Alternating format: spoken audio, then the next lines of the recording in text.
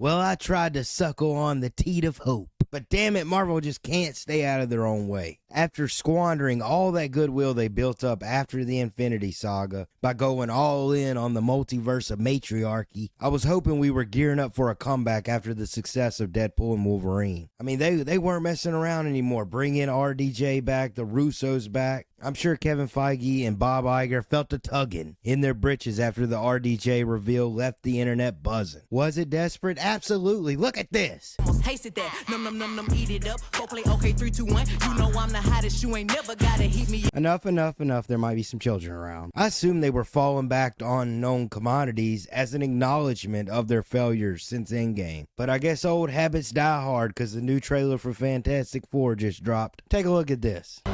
Are you the protectors of this world?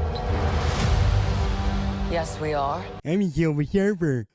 What is that? They really gave us a soft white underbelly Silver Surfer. I'd cover your world. Why is she so derpy? This is what happens when mothers drink during pregnancy. It's not only the look, it's the voice. I mean, Rise of the Silver Surfer had issues, but they brought the big guns and gave us Lawrence Fishburne. And I actually like this actress they chose, but for a CG character, the voice is crucial. After all the issues the MCU has dealt with, you would think they would go all in and do it right. They should have known this was a ridiculous choice. The thing is, this movie has potential, but there's always some fuckery afoot. It can't just be good news. The casting, mostly great, and Pedro Pascal is here too. Yeah, it looks like we're getting another somber Pascal performance. They don't call him Passable Pascal for nothing. He's gonna have to win me over as Mr. Fantastic. But Vanessa Kirby, everybody else, great. And she recently gave some details on her version of Sue Storm. She mentioned the 2 words that shall not be named. Gender politics. But she was mainly talking about having to combine all the past iteration of the character into her interpretation. But there's always that one concern and with modern films, and it's Reed taking a backseat to Sue. But I do love Sue's pregnancy being a major plot point. It's an interesting change of pace for the MCU. A focus on motherhood can bring a fresh perspective with a female superhero, if handled correctly. I think Joseph Quinn's casting was also excellent. But his recent comments had me second guessing my initial excitement. Quinn was talking about Johnny Storm. He says he was branded as this womanizing devil-may-care guy, but is that sexy these days? I don't think so. This version of Johnny is less callous with other people's feelings, and hopefully there's a self-awareness about what's driving that attention-seeking behavior. God damn it, man. As soon as I read that, I instantly got flashes of Johnny's gregarious personality being used as a compensation for some deep-seated mental health issues. My eyes about rolled out my fucking head, honestly. But I liked what I saw of Johnny in the trailer, so we'll see. Everything with the Thing is on point. Like, the Thing is, they got that right based on everything we've seen. The look and tone of the film is on point. They describe it as Kirby meets Kubrick, like with the advanced retro future tech of 2001: A Space Odyssey. That sounds great. It's a perfect setting for a Fantastic Four movie. But the red flags are a-flying. But I'm just hoping all this prattling about gender politics is just jerk-off material for the media. I'm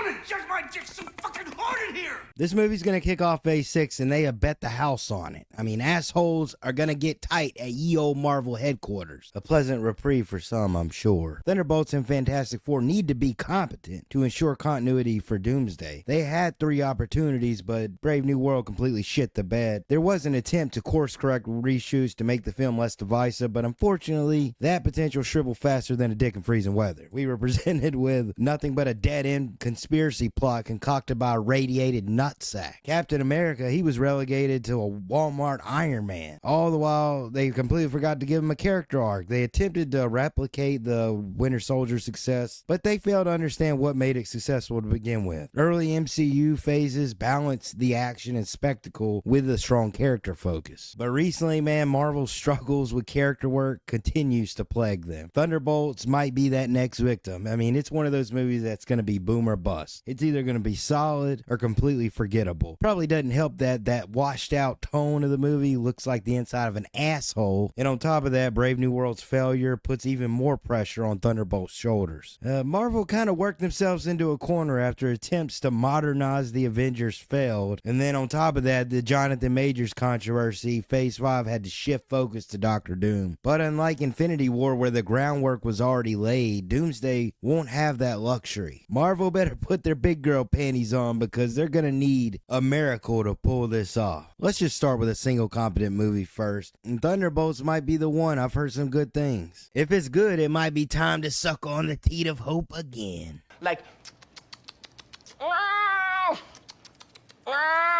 Regardless, I'm gonna enjoy the ride. I've said my piece. Thanks for watching.